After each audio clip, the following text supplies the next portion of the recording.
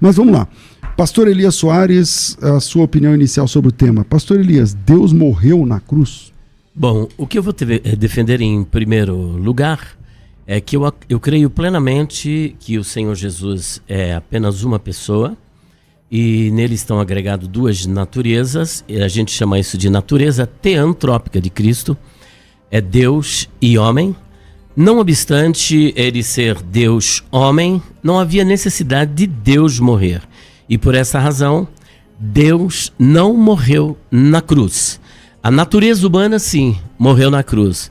Mas a divindade, ela não morreu na cruz. E eu vou apresentar algumas razões porque a divindade não pode morrer na cruz. Primeiro, porque Deus ele é eterno.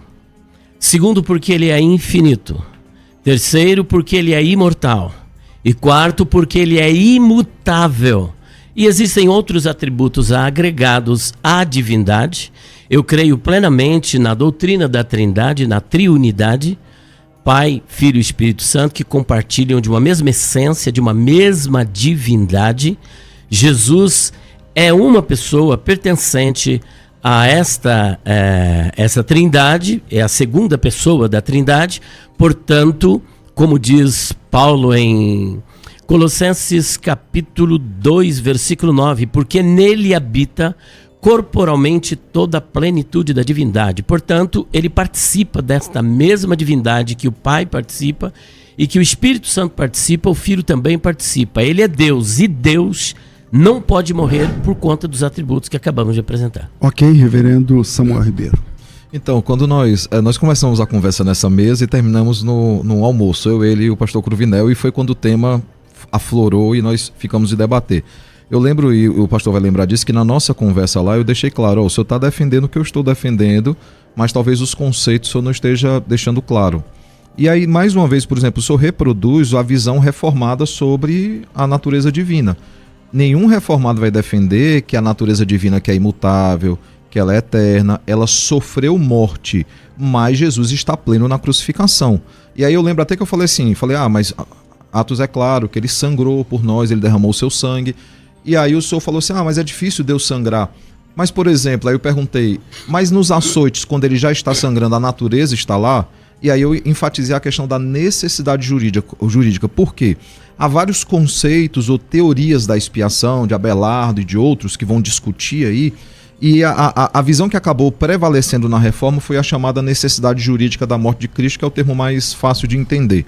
Essa necessidade jurídica é que era necessário que alguém que fosse verdadeiro Deus e fosse verdadeiro homem pagasse o preço. Por quê? Porque o pecado foi contra Deus e foi cometido pelo homem. Então era necessário alguém que fosse Deus e ao mesmo tempo alguém que fosse homem. Por isso a necessidade da encarnação. Cristo, ele é verdadeiro Deus, ele é verdadeiro homem. E ele é um perfeito mediador porque ele dialoga com os dois lados. Ele dialoga com o lado divino e dialoga com o lado humano porque ele é verdadeiro Deus e verdadeiro homem. Esse é o cerne das discussões, inclusive ali em Calcedônia, como foi citado aqui em 451. Então, no quarto século, começa-se a discutir a trindade em si, aspectos da trindade, se Jesus havia sido criado, feito, e a conclusão de Nicéia é que ele foi gerado eternamente no Pai, ele sempre existiu. E aí no quinto século começa-se a discutir mais aspectos da obra de Cristo propriamente, como é que essas duas naturezas estariam juntas ali. E o entendimento da igreja é que sim, ele estava ali pleno, ele estava como verdadeiro Deus e como verdadeiro homem. Tanto que nós cremos piamente que Deus nasceu. Nós cremos piamente que ele nasceu. Isso ninguém discute. O credo apostólico é muito enfático nisso, e o próprio credo apostólico é enfático dizendo que ele morreu. Ele, a segunda pessoa da Trindade, passou pela morte. Se a morte ela não é total, ela é fictícia, a necessidade jurídica ela não é efetivada. Você crê então que um Deus pode nascer? Ele encarnou. Okay. É que você disse agora, né? Deus nasceu. Deus Filho nasceu. Pastor Elias. Pois é. Partindo da perspectiva da natureza teantrópica de Cristo, nós, então, biblicamente, o Verbo se fez carne e habitou entre nós, vimos a sua glória como a glória do unigênito do Pai, cheio de graça e de verdade. Isso, João capítulo 1, versículo 14, e nós temos ainda Filipenses capítulo 2, do 5 ao 8. Entendemos perfeitamente, na dupla natureza, o Pai estava, a Bíblia chega até a dizer que Deus estava em Cristo reconciliando o mundo consigo mesmo, mas o fato de Deus estar em Cristo e dele ter uma dupla natureza não significa necessariamente que a natureza divina tenha que morrer. Primeiro ponto que eu tenho de divergência, apesar que essa é uma teoria do catecismo da Igreja Presbiteriana, ele não tem fundamentação bíblica, é uma teoria, como a teoria de chamado na Igreja Católica de Santo Anselmo de Cantuária, do século XII. Existe uma teoria sobre a satisfação penal, mas é uma teoria, ele não buscou fundamento nas Escrituras. Da mesma sorte, a Igreja, com os seus credos, não fundamentou isso nas Escrituras, onde há necessidade da divindade morrer, porque o que está aqui em questão não é a doutrina Theotokos que ele acabou de falar, não é a doutrina Theotokos, tá? Mas sim, se Deus morreu ou não. Deus não morreu, porque quem pecou não foi uma divindade. A Bíblia fala do primeiro Adão e do último Adão. O primeiro Adão, veja só, que quando ele peca contra Deus e leva toda a humanidade à ruína. Porque não somos pecadores porque pecamos, pecamos porque somos pecadores. E pecamos em Adão, conforme está em Romanos capítulo 5, versículo 12. Por um homem entrou o pecado no mundo, e pelo pecado veio a morte. A Bíblia não diz assim, olha, por uma divindade. Adão não tinha dupla natureza. Embora fosse perfeito, mas não era divino. Não era divino, ele não tinha uma natureza teantrópica. Adão era um homem perfeito, um homem moralmente perfeito, santo, e foi ele que pecou e pecou contra Deus. E, na verdade, para que esse pecado fosse expiado, era necessário um homem também perfeito, um homem que não tivesse pecado. E depois nós vamos trabalhar mais essa questão no decorrer do tempo. Ok, reverendo. Então, deixa eu só já corrigir uma questão aqui. Eu normalmente não vejo vídeos na internet, mas me mandaram um vídeo onde o senhor cita, e eu já sabia mais ou menos na posição do senhor, o senhor cita uma fala lá do Mackenzie, de alguns doutores lá do Mackenzie, um deles, o Dr. Heber, que foi meu orientador no mestrado. Eu acho que o senhor foi descortês com ele ao atribuir a ele uma heresia. O senhor diz claramente a heresia calvinista. O vídeo são as 3 heresias calvinistas. O senhor citou agora, por exemplo, catecismo da IPB. A IPB não tem catecismo, ela adota um catecismo histórico. A IPB não confeccionou um catecismo. A IPB é a Igreja Presbiteriana do Brasil. E esse catecismo histórico, pastor, ele é o fruto do desenvolvimento de outros documentos. Por exemplo, você tem os 77 artigos de Zwinglio, que muitas igrejas guardam os princípios hoje, de 1523. Você vai ter o Catecismo de Genebra, 1536, Confissão Galicana, 1559, Segunda Confissão Helvética, 1562. Você vai ter o Catecismo de Heidelberg, que é de 1563, a Confissão Belga, que é de 1566, os Cânon de Dort, que é o último grande documento lá do Sínodo de Dort, de 1619. Todos esses documentos, eles foram estudados, compilados em um único documento que são conhecidos como os documentos de Westminster. Esses documentos, eles são adotados pela Igreja Presbiteriana do Brasil como fiel exposição, assim como vocês têm também documentos que atribuem como fiel exposição. Então, só corrigindo isso, a IPB ela não confeccionou um catecismo. Quando você diz assim... Embora ela tem um catecismo, sim, que ela é de Westminster. E eu também não disse que ela confeccionou. Não, mas você fala assim... vídeo, né? Você fala assim... Agora, você falou assim... porque o catecismo da Igreja Presbiteriana pensa assim... Não é o catecismo da Igreja Presbiteriana. O catecismo que a Igreja Presbiteriana adotou, ela reflete o pensamento da reforma. Mas é semântica, reverendo. Não é semântica. É semântica, porque, por exemplo, a Igreja Presbiteriana tem um catecismo. Tem, mas assim, quando você fala que é da Igreja Presbiteriana, você restringe esse catecismo à Igreja Presbiteriana do Brasil, e todas as igrejas reformadas do mundo adotam, como sempre adotaram no século XVI, no século XVII e nos séculos que vieram depois. Não é um documento que surgiu com a Igreja Presbiteriana. Que nem todas as igrejas reformadas adotam. Mas isso é um outro assunto. Não, né? Porque uma igreja reformada não é a igreja que pertence ao catecismo de Westminster. Não, entendo. Mas entende? É por isso que eu estou deixando bem claro que o catecismo de Westminster ele é decorrência de outros documentos. Adota. A igreja luterana não é reformada, ela é protestante. Então, quem é o pai da reforma? Da reforma protestante ou do movimento reformado? Que são duas coisas diferentes. Da reforma protestante. Lutero. Exatamente. Mas Lutero, por exemplo, Lutero fechava com a união aí a gente enviesa para outro tema que não seria... Não, eu não estou enviesando. Se é uma questão de... Acho que o pastor pode retificar, então. Eu não disse que a igreja confeccionou, porque é dela. Por exemplo, nós temos uma declaração de fé das Assembleias de Deus. Ela foi apresentada agora em 2017, só que isso existe há muito tempo. Só que ela é uma confissão da igreja. E esse catecismo de Westminster é uma confissão da Igreja Presbiteriana. Então, é como Paulo, por exemplo. Paulo diz, segundo o meu evangelho. O evangelho é dele, é de Cristo. Pastor, mas ele abraçou. Só para deixar claro, eu estou aqui só para corrigir dois equívocos que é atribuir à Igreja Presbiteriana um documento que é anterior a ela, séculos inclusive, porque ela é fruto de outros documentos, fruto de outros documentos. E a segunda coisa é derrubar a falácia, porque é muito fácil chegar aqui ou na internet e tentar atribuir, diminuir o argumento, batendo naqueles que defendem o argumento. Dr. Heber é um homem muito santo, um homem muito piedoso, o conheço há muito tempo, e ele não é um herege, e nem defende o herege, nem os calvinistas defendem a heresia. Você veio aqui para defender o Heber ou para dizer se Deus morreu ou não? É isso que eu quero saber. Eu queria aproveitar e dar voz a quem não tem voz aqui. Então deixa ele vir aqui falar por ele, não o senhor é advogado dele? Fui aluno dele, ele então, foi meu orientador. Foi aluno, mas o senhor não é procurador. Calma aí, então. Não, é porque assim... Vamos voltar pro tema? Voltemos pro tema. O senhor me conhece há algum tempo, pastor? O senhor sabe que eu não fico dando adjetivos pejorativos. Você dizer que uma coisa é uma heresia, você tem que ter fundamentação histórica para dizer que é heresia. E não há nenhum documento histórico que diga que o calvinismo é heresia. Não há nenhum documento histórico fruto de concílios históricos que diga que o calvinismo é heresia. Eu já cheguei a chamar o senhor de herege, eu chamei alguém de herege. Eu não chamo porque eu tenho que ter documentação e fundamentação histórica. Esse não é o tema, querido. Tá, vamos voltar então àquilo, mas o senhor falou claramente no vídeo que esse pensamento calvinista era uma heresia. Então a gente pode um dia falar assim, calvinismo é heresia, e aí debater o tema. Agora o senhor prova que não é, só isso. Pronto. Não, na verdade, historicamente, o senhor precisa provar que Jesus não está ali pleno, morrendo na cruz. Para isso que eu vim aqui. Mas voltando então, a história da igreja, ele defende, e não foi o catecismo da IPB, a história da igreja durante muitos séculos defendeu abertamente, claramente, que o verbo ele se encarnou, ou seja, Deus, o Filho, né? Talvez essa foi a distinção que o pastor Cruvinel quis fazer. Deus, o Filho, ele de fato encarnou,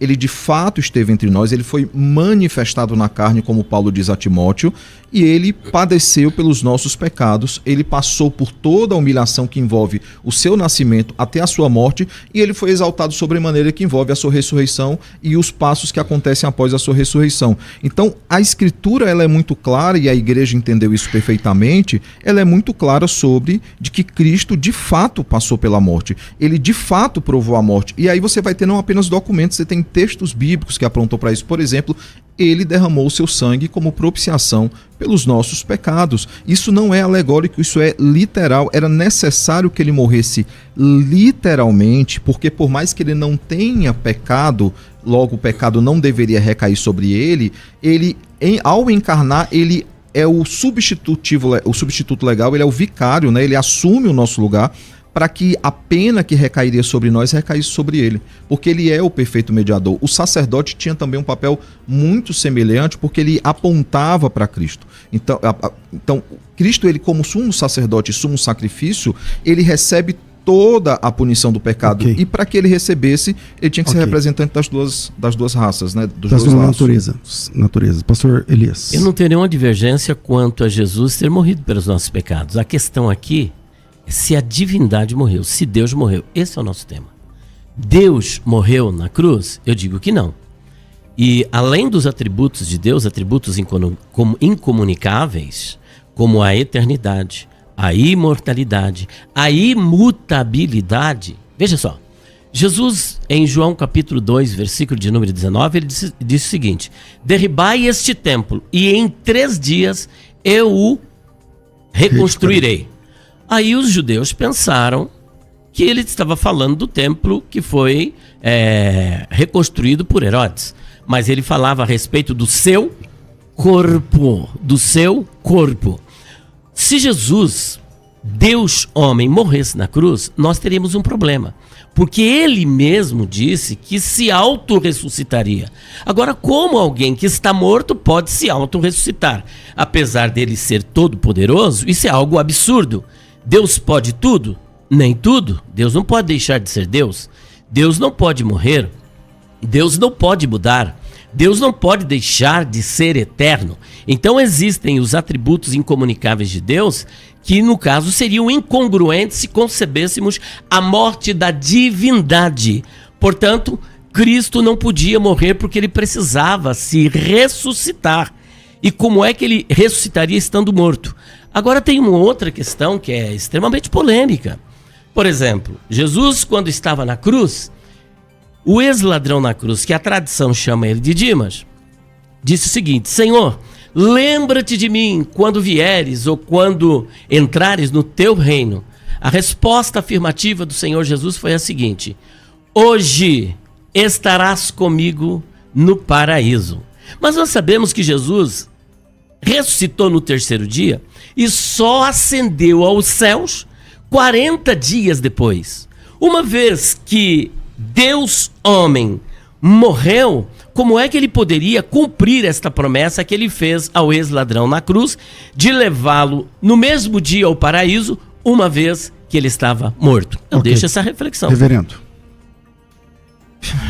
Eu volto a falar assim, e eu tô, apesar da reclamação em relação a outra pessoa que não está aqui, mas eu tô realmente preocupado porque a gente vive uma geração de cortes, e eu temo que vão fazer muitos cortes do senhor e defender uma coisa que eu sei que o senhor não defende, e eu sei que o senhor não crê, porque eu, apesar de não conhecê-lo tanto pessoalmente, eu acompanho o que o senhor fala. Precisa ficar muito claro o que o senhor está definindo, pastor, para que não acusem o senhor de nestorianismo. E eu sei que o senhor sabe o que é, e eu sei que o senhor não está defendendo. Mas se você separa demais, é um problema. Porque, por exemplo, você diz, Jesus ele não pode morrer e ressuscitar a si mesmo. Aí você pega João 10, 17 e 18, que ele vai dizer o seguinte: por isso o Pai me ama, porque eu dou a minha vida para reassumir, ninguém a tira de mim, pelo contrário, eu espontaneamente a dou, tenho a autoridade para entregar, também para reavê-la. Este mandato recebi de meu Pai. Jesus ele deixa bem claro que entregaria a sua vida pelos nossos pecados, que de fato ele morreria. O credo apostólico deixa isso muito claro. A morte dele foi de fato. Isso gerou até aquela confusão, né? Desceu ao Hades, que a gente até já discutiu em um outro programa. A questão lá da expressão desceu ao Hades é que um presbítero quis enfatizar tanto que ele morreu, tanto que as expressões, né, foi crucificado, morto, sepultado, não foi suficiente. Ele quis dizer desceu ao Hades, ou seja, passou dessa para melhor ou bateu as botas. Então, Rufino, quando ele faz ele tenta qualificar que de fato ele morreu, é para enfatizar que ele passou sim pela morte, e ele passa pela morte porque o tempo todo ele está dizendo, se eu digo que somente o homem, humana. A natureza humana está lá na crucificação, entenda, eu estou dizendo que as duas naturezas estão lá. E aí, talvez, a melhor coisa hoje seria a gente tentar concordar até que momento as duas naturezas estão lá. Talvez fosse a melhor coisa até para... Porque até onde vocês vão juntos, né? Porque eu continuo dizendo, no frigir dos ovos, nós defendemos praticamente a mesma coisa. E aí a gente teria que discutir conceitos como o comunicato idiomato, né, questões de conceitos da reforma, que tinha a ver mais com a ceia do Senhor do que propriamente com as duas naturezas de Cristo. Lutero discutindo sobre ceia do Senhor, porque ele entendia que havia transubstanciação e outras coisas. Então, assim... era deixar bem claro até que momento Jesus ele é verdadeiro Deus, ele é verdadeiro homem. Faltando 1 minuto para ele morrer, 1 hora para ele morrer, antes dos açoites, ele chega a sangrar sendo verdadeiro Deus. Talvez se isso ficasse claro para quem está assistindo, a gente caminhasse para tentar ver em que pontos nós temos em comum e que pontos nós não temos em comum. Elias. Bom, vamos lá então, trabalhando para ficar claro, óbvio e ululante. Ele diz, eu dou a minha vida para depois retomá-la. Eu assino embaixo. Ele morre e ele retoma a sua vida. Mas como é que ele retoma? Retoma como Deus. Se ele está morto como Deus, não tem como ele retomar. Porque ressurreição é poder de Deus. Se ele morre fisicamente e divinamente, então a natureza divina e a natureza humana morre, ambas. Ele tem que ser ressuscitado por outro. Por outro e não por ele. Ele já não pode cumprir isso que ele está falando. Então a natureza divina não pode ter morrido. Se ela não morreu, é lógico que ele iria retomar. Quando o senhor fala de união hipostática, é muito interessante. A natureza teantrópica, nós já trabalhamos, que é uma só pessoa convivendo com duas naturezas. A união hipostática é uma doutrina celebrada no IV século para mostrar que as duas naturezas estão unidas para sempre e não podem ser separadas. Quem tentou separar as duas naturezas foi Nestório. Só que eu tenho que fazer aqui uma meia-culpa. Nestório não estava totalmente errado no que diz respeito à doutrina Theotokos, que não é o objeto da nossa questão. Mas quando ele diz que Deus não pode ter morrido, eu assino embaixo que Deus não morreu, e isso não desvincula uma natureza da outra. Esse é o grande problema. Para a glória de Deus, nós trouxemos esse ponto num vídeo nosso, e por isso que eu contestei não somente o Dr. Eber, mas também o Marcos Granconato, como também a Geu Magalhães e Solano Portela. Para mim foi uma heresia gritante. Quando eles matam Deus, sim, é uma heresia gritante. E por que não houve a quebra da união hipostática? Eu vou trabalhar aqui numa maiôtica socrática. Se o senhor puder colaborar comigo, como está sendo bastante pacífico, por exemplo, o senhor é uma pessoa, concorda comigo? Sim. Quando o senhor morre, a sua pessoa morre totalmente ou sobra alguma coisa? Mas eu não sou o Deus encarnado. Não. Só um exemplo, é só para exemplo. Morre alguma coisa? Morre tudo? Morre tudo ou sobra alguma coisa? O corpo volta para a terra e o espírito volta a Deus que o deu. A alma é imortal. O senhor acredita na imortalidade da alma? Sim. Como todo cristão reformado. Como todo cristão também. Então o senhor percebe uma coisa, olha.